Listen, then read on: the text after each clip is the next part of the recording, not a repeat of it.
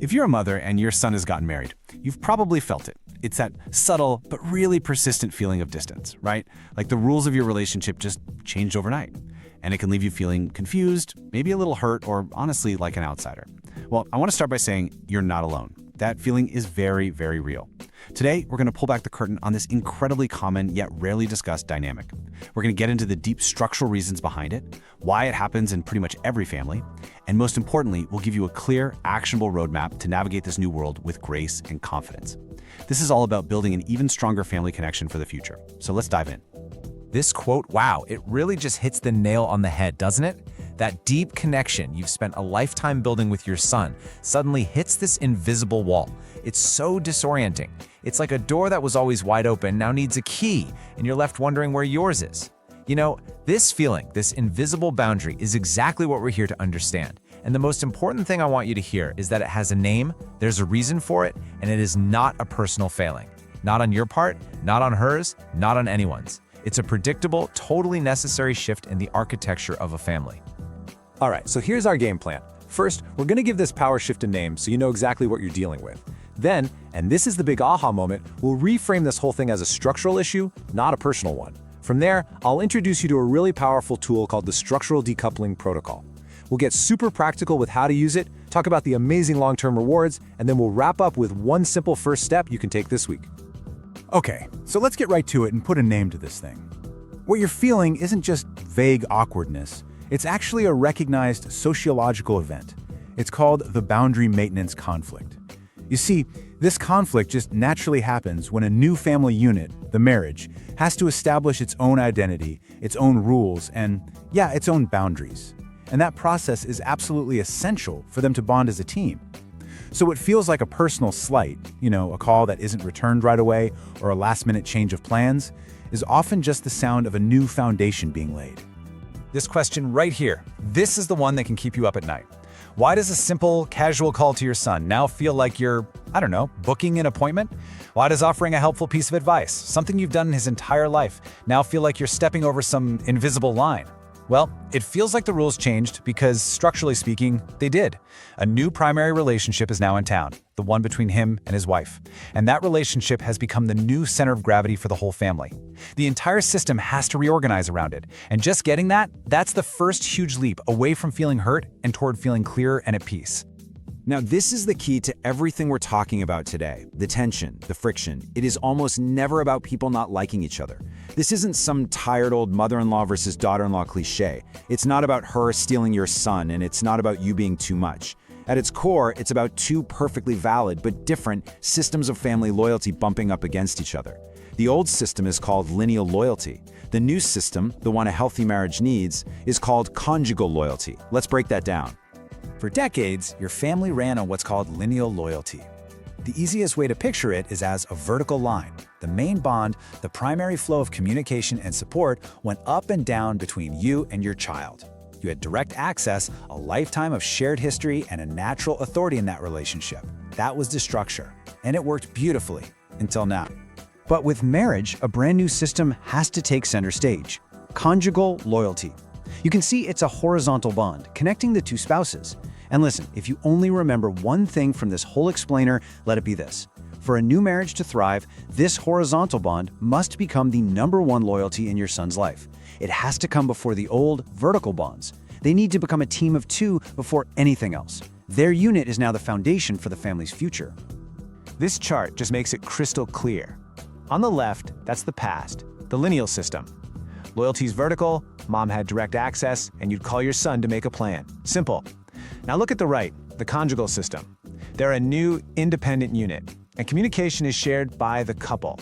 A decision about Sunday dinner isn't just his call anymore, it's a joint decision that has to work for two people's schedules and energy levels. This isn't a rejection of you, it's the healthy formation of a new team. So who manages this new boundary? Well, that leads us to another key idea, the gatekeeper role.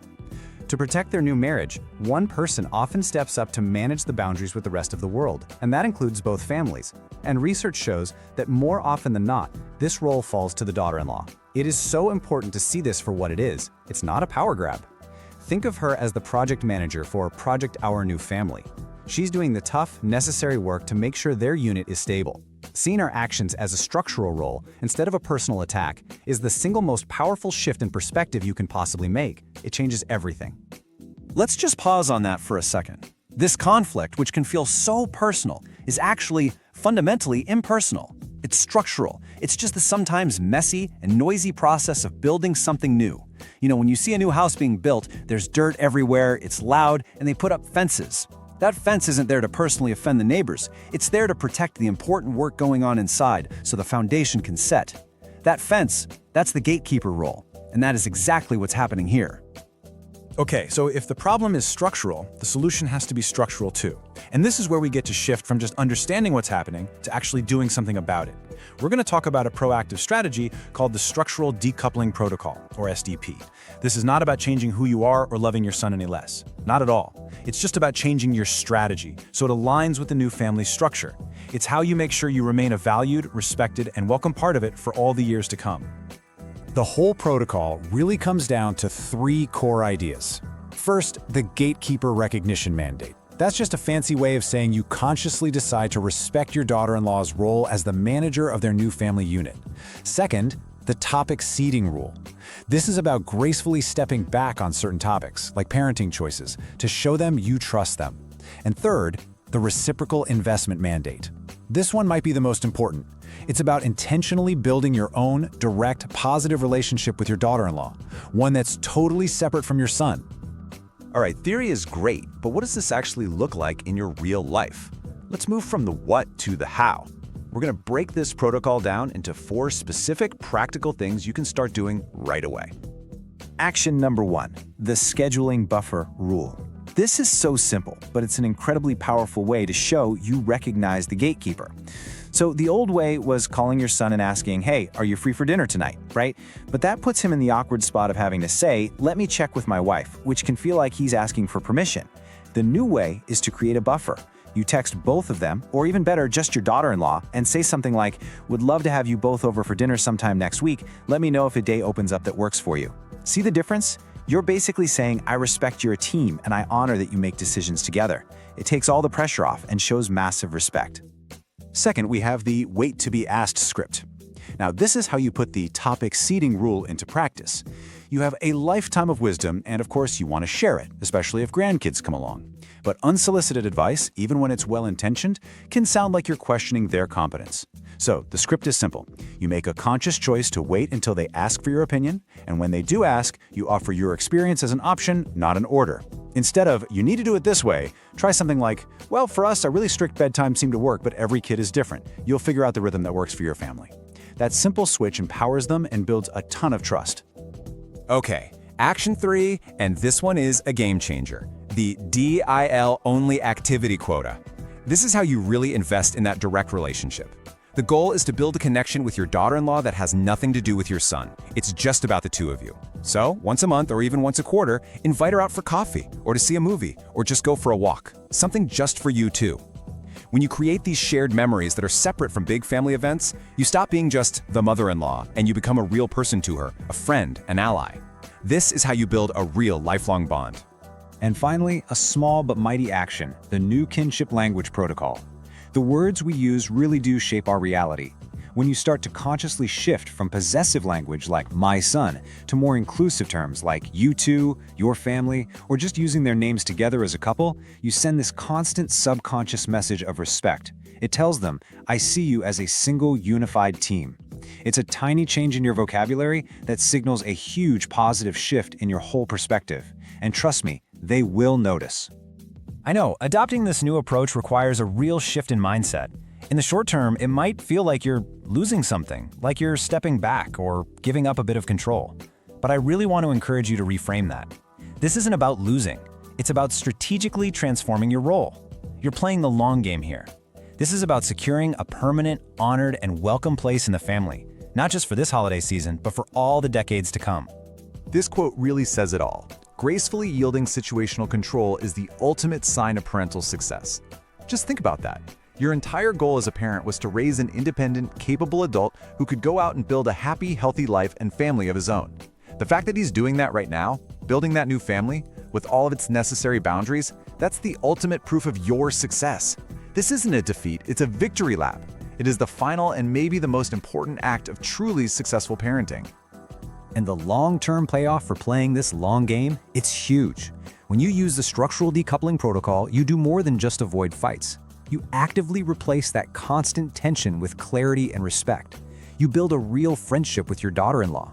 You ensure you have sustained positive access to your son. And most importantly, you pretty much guarantee yourself a welcome and cherished spot in the lives of your future grandchildren. You're trading the illusion of short-term control for a lifetime of real influence and love.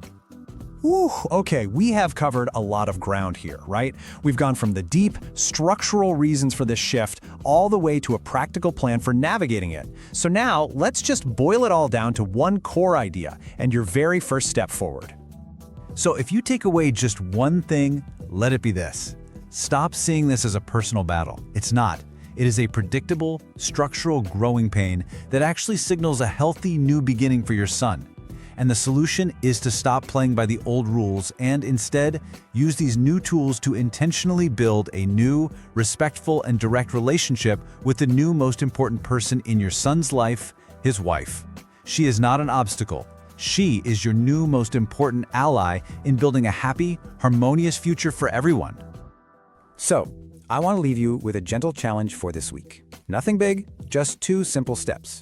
First, just decide what your version of the scheduling buffer rule will look like. You don't even have to do it yet. Just think about how you'll phrase that next invitation. And second, this week, find just one opportunity where you normally jump in with advice and instead choose to use the wait to be asked script. Just try it once. See how it feels. These small, intentional choices are the first steps on a whole new path. So in the end, the path forward is actually pretty clear. The tension you're feeling is real, but it's not a verdict on your family's future. It's that predictable, structural conflict that happens when your daughter-in-law steps into the necessary and healthy gatekeeper role for her new family. The most powerful tool you have now is the Structural Decoupling Protocol. By consciously recognizing her role, and by waiting to be asked for your wisdom, you're not losing ground, you are gaining so much respect. By choosing to honor this new structure, you are transforming your role from one of past authority to one of future wisdom. You are ensuring that your love and support remain a source of strength and harmony, securing your cherished place in the life of your son, your daughter-in-law, and their children for all the years to come.